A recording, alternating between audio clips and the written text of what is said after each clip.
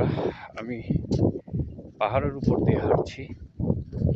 একদম নীরব নিস্তব্ধ, শুধু পাখির কলকাকলি শোনা যাচ্ছে আর বাতাসের শব্দ, আর অন্য কোনো যান্ত্রিক শব্দ নেই। এটি একটি প্রজেক্ট।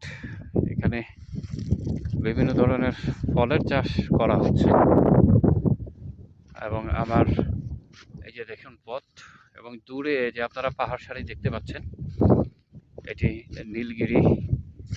আমি এই মুহূর্তে অবস্থান করছি নীলগিরির পশ্চিম পার্শ্বে, অর্থাৎ এই জায়গাটা সাধারণত মানুষ এদিকে তেমন একটা আসে না।